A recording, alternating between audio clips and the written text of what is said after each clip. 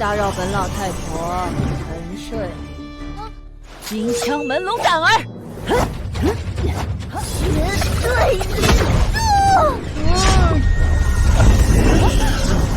别过来，我守不住了。不行，我不能丢下你。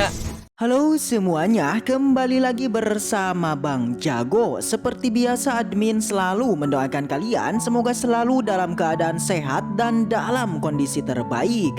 Di video kali ini admin akan melanjutkan cerita dari si Jitang. Penasaran dengan kelanjutan alur ceritanya? Dan tak berlama-lama langsung saja kita masuk ke isi ceritanya. Cerita dilanjutkan yang masih berlatar di Gunung Lingjian. Baik si Jitang ataupun Moyuking mereka kini sangatlah terkejut. Bagaimana tidak, sebuah kapak yang nampak biasa saja tanpa diduga berubah menjadi sosok manusia yang memiliki kekuatan di luar nalar. Fenomena ini tentu sama persis yang pernah ia alami saat bertemu dengan Cuier. Tak banyak basa-basi, di sana sosok wanita kapak seketika langsung menyerang mereka. Bentrokan dari mereka jelas tak dapat dihindarkan dan terjadilah sebuah pertarungan antara Moyuking dengan wanita kapak. Situasi yang kini ia hadapi membuat si Jitang mulai menilainya bahwa sosok yang keluar kali ini itu jelas lebih ganas daripada Cuier. Namun meskipun begitu, si Jitang kemudian mencoba untuk menghentikan pertarungan mereka. Bahkan ia di sana mengenalkan mengenai sosok yang sama, yaitu Cuier kepada wanita kapak. Seketika pertarungan mereka tiba-tiba terhenti. Kali ini wanita kapak itu juga mulai mendekati si Jitang. Dirinya di sana menanyakan mengenai siapa orang yang berani membangunkan tidur nyenyaknya. Mengetahui bahwa pelakunya adalah si Jitang, wanita kapak seketika langsung meremehkannya. Bahkan dirinya kali ini sangat tak percaya bahwa sosok yang telah membangunkannya itu adalah seorang bocah yang nampak biasa saja. Namun meskipun begitu, si wanita diharuskan untuk mengetes si Jitang dengan aturan sektenya. Yakni siapapun yang membangunkan salah satu pasukan di Gunung Lingjian maka diharuskan untuk melakukan sebuah pertarungan. Mendengar permintaan itu, si Jitang tanpa ragu langsung menyetujuinya. Dan tanpa diduga hanya dengan satu pukulan saja si Jitang ternyata mampu menumbangkan wanita itu.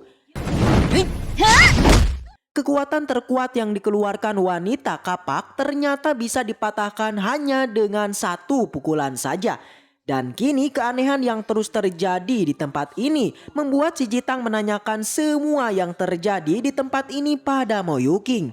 Yang ternyata memanglah benar, tempat yang didatangi mereka, tepatnya Gunung Lingjian, itu merupakan sisa-sisa peradaban sebuah paksi terkuat yang pernah ada. Dikatakan bahwa paksi ini dibagi menjadi 8 divisi yang di dalamnya terdapat 18 senjata terkuat dan 18 master terkuat. Penjelasan yang dikatakan Moyuking membuat si Jitang menjadi terkejut dan sangat kagum dengan paksi itu. Awalnya mereka berniat untuk kembali pulang. Namun tanpa diduga si Jitang yang telah tertarik dengan tempat ini lantas ia pun kemudian mulai mengeceknya dan mencari tahu keajaiban di tempat ini. Dan tak lama setelah itu sosok wanita yang tadi dipukul si Jitang kini telah kembali ke tempat mereka. Namun kali ini wanita kapak itu ternyata mengakui bahwa si Jitang merupakan sosok ketua sekte ke-339. Namun wanita kapak masihlah kekeh bahwa untuk menjadi ketua sekte, si Jitang diharuskan mengalahkan sisa para monster di tempat ini yang salah satunya adalah dirinya. Di sela pertarungan mereka, si Jitang menanyakan mengenai sosok wanita palu Cuier kepada wanita kapak. Namun ternyata ia jelas tak mengenalinya dan kini yang hanya ia inginkan hanyalah bertarung dengan si Jitang. Namun di sana Moyuking terus menghalanginya membuat ia pun sangat kesal dan kembali meminta untuk bertarung dengan si Jitang. Mendengar itu si Jitang pun langsung menyetujuinya, namun sebelum itu si Jitang menanyakan mengenai aturan untuk penggantian ketua sekte. Yang tanpa diduga jawaban wanita kapak itu yakni adalah kematian. Yakni kini pertarungan yang akan dilakukan itu harus terjadi kematian antara salah satu dari mereka. Wanita kapak yang merupakan salah satu sosok master sekte, dirinya telah rela dan tak takut akan kematian. Dengan itu pertarungan pun akhirnya dilanjutkan. Namun lagi-lagi pertarungan bukanlah dilakukan oleh si Jitang, melainkan oleh Moyuking sebagai muridnya. Tak berapa lama wanita kapak akhirnya mengakui kekalahannya. Bahkan kekagumannya pada Moyuking membuat ia pun berniat untuk menjadikannya murid. 要不要拜我为师？ Mendengar perbincangan itu si Jitang jelas tak terima karena Moyuking sudahlah lebih dulu menjadi sosok muridnya. Kemarahan dari wajah serius dari si Jitang membuat wanita kapak langsung mengingat pukulan si Jitang. Dengan itu ia pun kini merasa takut untuk bertarung dengan si Jitang.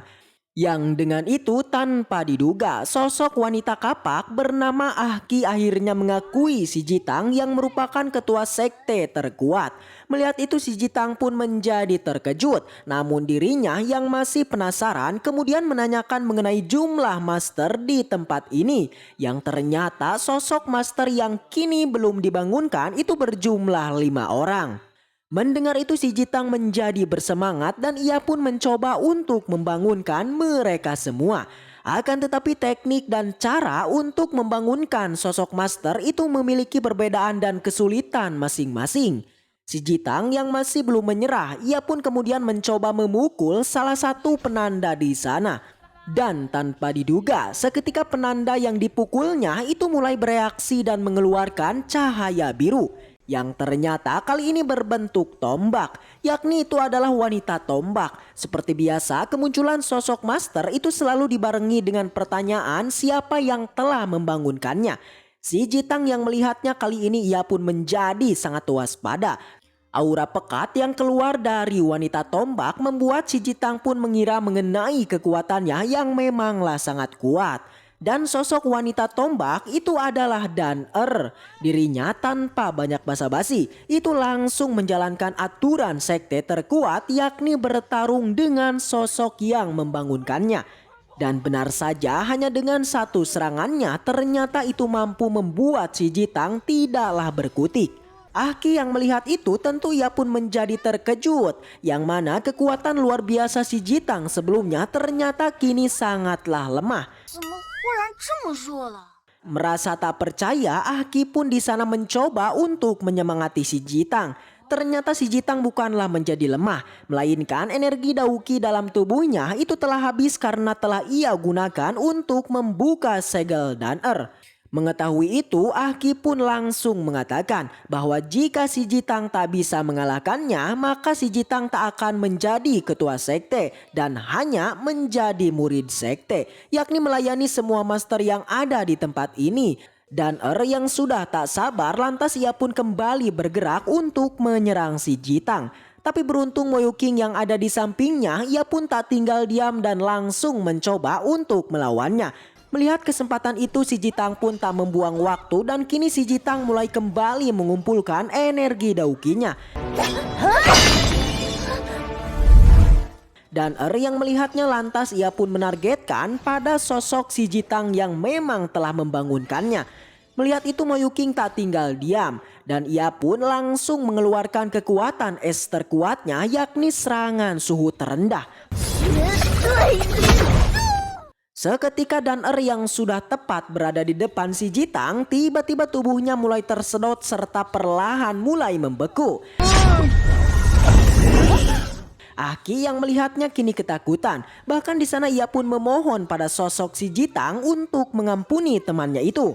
Dengan ekspresi polosnya si Jitang kemudian meminta Moyuking untuk melepaskannya. Akan tetapi kekuatan Moyuking yang di luar nalar ternyata hal itu tak dapat ia hentikan. Dengan begitu Moyuking meminta si Jitang untuk segera pergi dari tempat tersebut. Yang ternyata kekuatan hebat yang diperlihatkan Moyuking, hal itu baru pertama kali ia gunakan yang tentu tak dapat dikendalikan. Membuat baik Moyuking ataupun Dan-er kini mereka mulai membeku. Di saat yang sama, di sana kemudian muncul Renjian. Seketika ia pun menyuruh si Jitang untuk mengaktifkan tungku transformasi pemberiannya.